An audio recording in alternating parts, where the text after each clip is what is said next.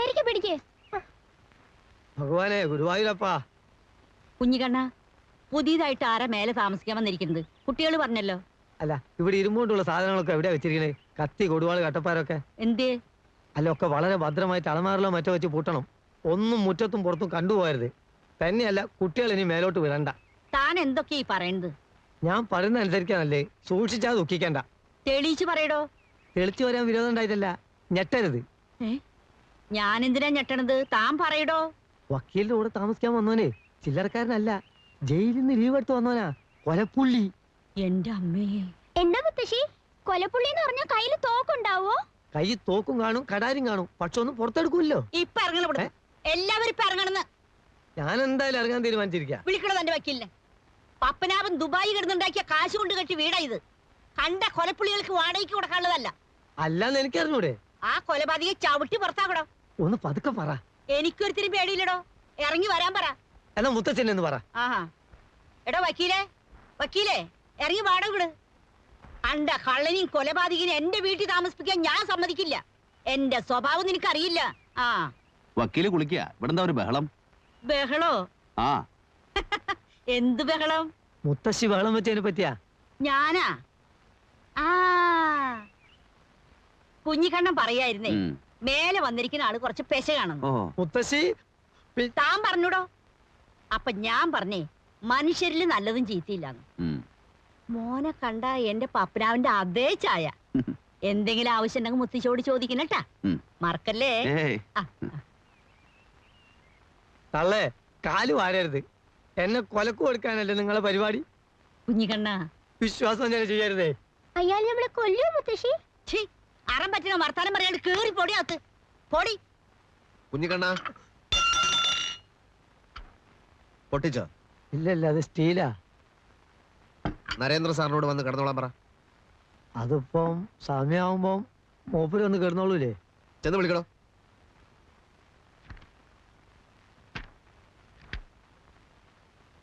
വക്കീലൂടി വരാച്ചാ നമുക്ക് രണ്ടാൾക്കും ഒന്നിച്ചെന്ന് വിളിക്കായിരുന്നു. ഞാൻ മാത്രം മതിയോ? അയലോക്കത്ത് 5-6 ആളെയും കൂടി വിളിച്ചോ.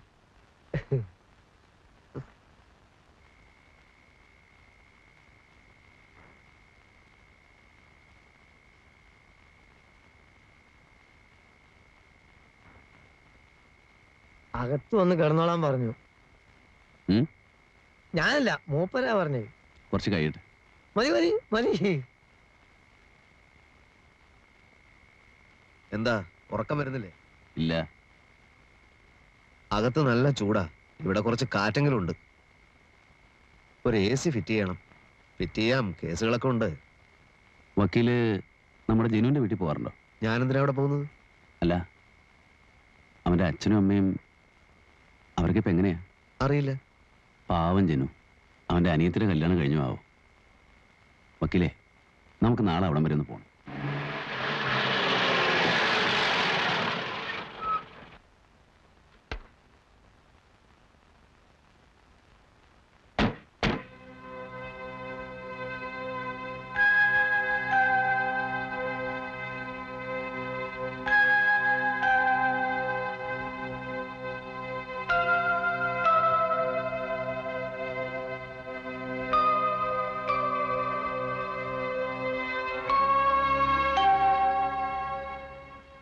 ആരുമില്ല ഇവിടെ?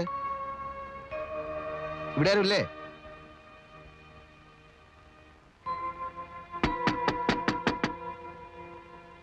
ആരാ? ജനുവിന്റെ അച്ഛനാ. ഓ,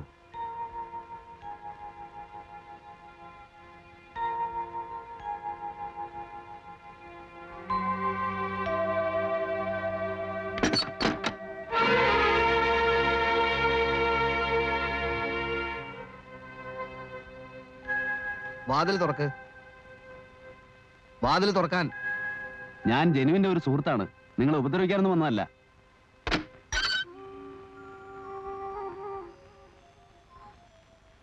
എന്താ വേണ്ടത്? ജനുവിന്റെ ഒരു ക്ലോസ് ഫ്രണ്ടാണ്. വിവരങ്ങളൊക്കെ ഞാൻ അറിഞ്ഞു. ആ സമയത്ത് ഇവിടെ വരാൻ പറ്റാത്തൊരു സാഹചര്യത്തിലായിരുന്നു. ഇവിടുത്തെ ചുറ്റുപാടുകളെ കുറിച്ചൊക്കെ ജനു എന്നോട് പറഞ്ഞിട്ടുണ്ട്. എന്തെങ്കിലും പ്രശ്നങ്ങളുണ്ടെങ്കിൽ ഇവിടെ ഒരു ചുറ്റുപാടുമില്ല, ആർക്കും ഒരു പ്രശ്നമില്ല.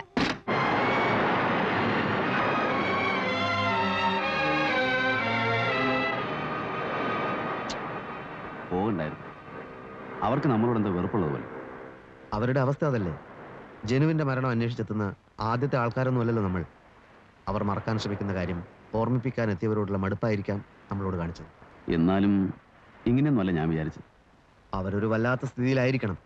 അന്ന് ജനു മരിച്ച അവസരത്തിൽ അതൊരു ആത്മഹത്യയല്ല, ആരോ കൊന്ന ശേഷം റെയിൽവേ ട്രാക്കിൽ കൊണ്ടിട്ടാണെന്ന് പറഞ്ഞ് അവർ പോലീസിൽ പരാതി കൊടുത്തിരുന്നു. പിറ്റേന്ന് തന്നെ അത് പിൻവലിക്കുകയും ചെയ്തു. കൊന്ന ശേഷവും? അതെങ്ങനെ? അതല്ലേ ഞാൻ പറഞ്ഞത്, അവരാകെ കൺഫ്യൂഷനിലാണെന്ന്. ഏതോ ഒരു പത്രത്തിൽ അന്നങ്ങനെ ഒരു ന്യൂസ് വന്നിരുന്നു. പിന്നെ അതേപ്പറ്റിയൊന്നും കേട്ടില്ല. റെയിൽവേ ട്രാക്കിലാവുമ്പോൾ ഇല്ല, അത് ആത്മഹത്യ തന്നെ ആയിരിക്കും. അതെ, ഞാൻ പറഞ്ഞത് അവരുടെ ഒരു മാനസികാവസ്ഥയെ പറ്റിയാണ്.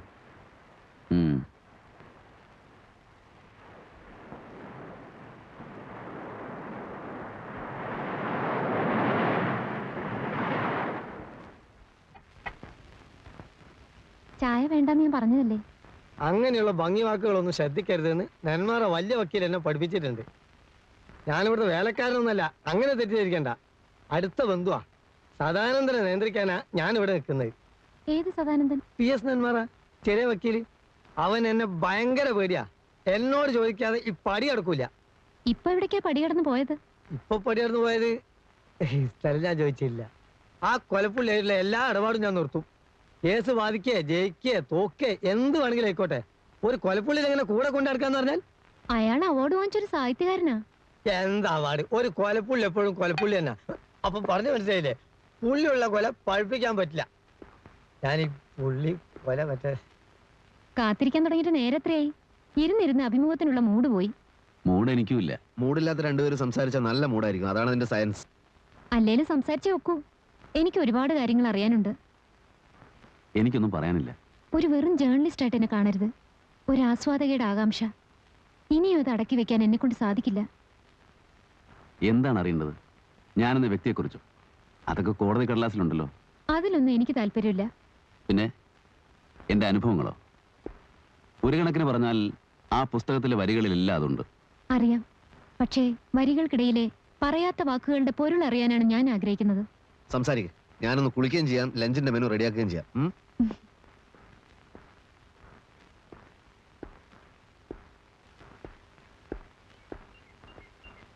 മിസ്റ്റർ നരേന്ദ്രന്റെ ചെറുപ്പം മുതലുള്ള ജീവിതത്തെപ്പറ്റി നോവലിൽ വലിയ പരാമർശമൊന്നുമില്ല. അതൊരു നോവലാണോ? എന്തായാലും അതങ്ങനെ ആക്കാൻ വേണ്ടിയല്ല ഞാൻ എഴുതിയത്. ചിതറിയ കുറേ ചിന്തകൾ ഉറക്കം കിട്ടാത്ത രാത്രികളിൽ എന്തിനു വേണ്ടി എഴുതി വെച്ചു, അത്രമാത്രം. കാര്യമായ ഉദ്ദേശങ്ങളൊന്നും ഇല്ലാത്തതുകൊണ്ട് തന്നെയാണ് അതൊരു ക്ലാസിക് ആയതും. എന്തോ കുട്ടിക്കാലത്തെ പറ്റി ഓർക്കുമ്പോൾ ആദ്യ ഓർമ്മയിൽ വരുന്നത് ഇരുമ്പഴികൾക്കപ്പുറത്തെ അവ്യക്തമായൊരു മുഖമാണ്. അതെൻ്റെ അച്ഛനായിരുന്നു. തൂക്കിക്കൊല്ലാൻ വിധിക്കപ്പെട്ട് ജയിലിൽ കഴിയുന്ന എൻ്റെ അച്ഛൻ. അമ്മയുടെ വിരലിൽ പിടിച്ച് ഞാനൊരിക്കൽ പോയിരുന്നു. അമ്മയുടെ തേങ്ങലും എൻ്റെ ഓർമ്മയിലുണ്ട്. അഴികൾക്കിടയിലൂടെ കൈയിട്ട് അച്ഛൻ എന്നെ കെട്ടിപ്പിടിക്കാൻ ശ്രമിച്ചു. ഐസ് കട്ടകൾ പോലെ തണുത്തായിരുന്നു അച്ഛൻ്റെ വിരലുകൾ. അച്ഛൻ മരിച്ചതിന് ശേഷവും ചില രാത്രികളിൽ ആ തണുത്ത വിരലുകളുടെ സ്പർശനം ഞാൻ അറിയാറുണ്ട്. എനിക്ക് തിരിച്ചറിവായപ്പോഴേക്കും എൻ്റെ അമ്മയ്ക്ക് തിരിച്ചറിവ് നഷ്ടപ്പെട്ടിരുന്നു. പിന്നീട് എപ്പോഴോ ഏതോ മനോരോഗ ആശുപത്രിയിൽ വെച്ച് അമ്മ മരിച്ചു എന്ന് ഞാൻ കേട്ടു. ആരോടും കമ്മിറ്റ്മെന്റ് ഇല്ലാതെ ജീവിക്കുന്നതിൻ്റെ സുഖം അതിൽ പിന്നെയാണ് ഞാൻ അറിഞ്ഞത്. ഒരു നീണ്ട കറക്കമായിരുന്നു. പലതും ചെയ്തു. വായിച്ചു വായിച്ചൊരു ജ്ഞാനിയാകാൻ ശ്രമിച്ചു. ചിന്തിക്കാനുള്ള കഴിവ് നഷ്ടപ്പെട്ടവർ വായിച്ചാൽ മതി എന്ന് പിന്നീട് തോന്നി. മയക്കുമരുന്ന് വിറ്റു, വാടക കൊണ്ടയായി. ഹരിദ്വാരിൽ ഒരു ആശ്രമത്തിൽ 3 കൊല്ലത്തോളം സന്യാസ ജീവിതം നയിച്ചു. അധികാരത്തിന്റെ വടംവലിയും പൊളിറ്റിക്സും ഒക്കെ അവിടെ ഒരു വിഷയമാണെന്ന് കണ്ടപ്പോൾ കാഷായ വസ്ത്രം വലിച്ചൂരി ഓടയിലെറിഞ്ഞു. പോരെ? പോര്. സംഭവങ്ങളിലെ വിശദാംശങ്ങളിലേക്ക് മതി. അങ്ങനെയല്ല, കുറെ ചോദ്യങ്ങളും കുറെ ഉത്തരങ്ങളും അല്ല എൻ്റെ ഉദ്ദേശം. താങ്കളുടെ ക്യാരക്ടറൈസേഷന്റെ പ്രത്യേകതകളും നോവലിലെ സംഭവങ്ങളും വെച്ചുകൊണ്ടുള്ള ഒരു സ്റ്റഡിയാണ്. ആയിക്കോളൂ. അതിനിയും പലതും അറിയണം. ഇപ്പൊ വേണ്ട, ഞാൻ നാളെ വരാം. വേണ്ട. അയ്യോ, അങ്ങനെ പറയരുത്. ഞാൻ വരും. വേണ്ടെന്നല്ലേ പറഞ്ഞത്? ശല്യപ്പെടുത്തില്ല. ഇപ്പൊ പോന്നു. പക്ഷെ നാളെ എന്തായാലും വരും.